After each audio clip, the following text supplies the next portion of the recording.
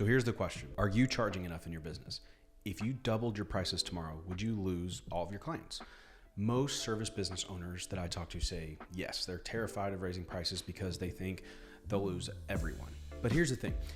That fear is usually wrong, and it's costing you tens of thousands of dollars every single year. I'm gonna give you a 3-minute test you can do right now to figure out if you're undercharging. Then I'm gonna show you the mindset shift that took me from billing hourly to charging what I was actually worth and solving problems for value instead of time.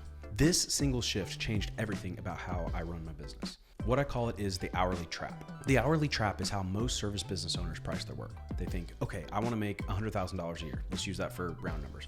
I can work about 2,000 hours that year, so I need to charge $50 an hour. Makes sense, right? Pretty simple math, except it's a trap. When you charge by the hour, you've created a ceiling on your income. The only way to make more money is to work more hours. But here's the part that really messed me up for years. When you charge hourly, you're actually getting penalized for getting better at what you do. Think about that. If you used to take 10 hours to edit a video, in my case, and now you can do it in 5 because you've gotten really good, I just cut my income in half for the same deliverable. If you're in, let's say, the remodeling business and your crews used to take 3 days to paint a full house, and now that it only takes them 2 days because you have better sprayers, better systems, whatever that is, you're leaving money on the table, especially if you're charging by the hour. Christo from the future on YouTube has this perfect example. He asks if he were to design a logo for a big company in 2 minutes, should he charge more or less?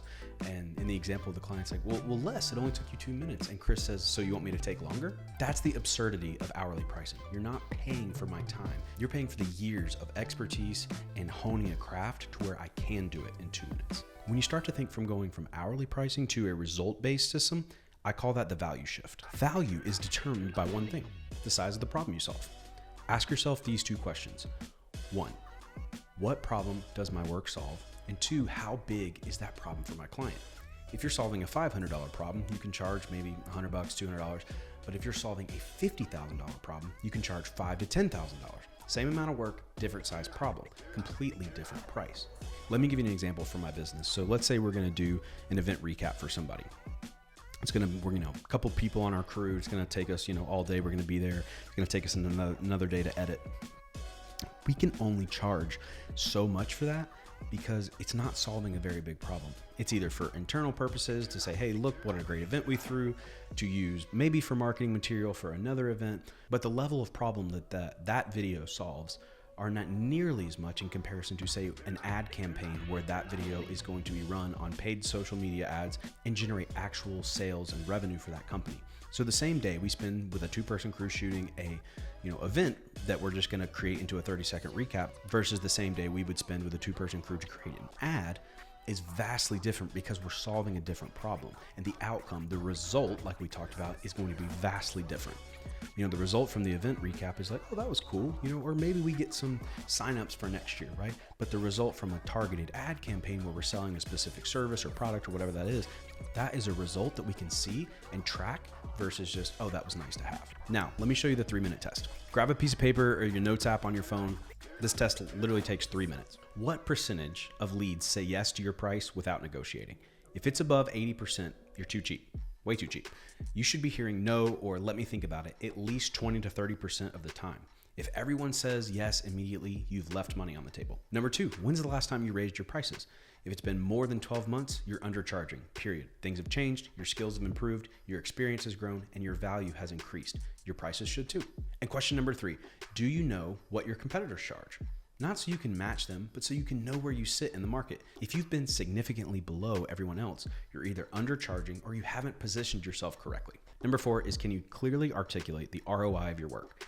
If you can't explain how your work makes or saves your client money or time, you'll always compete on price.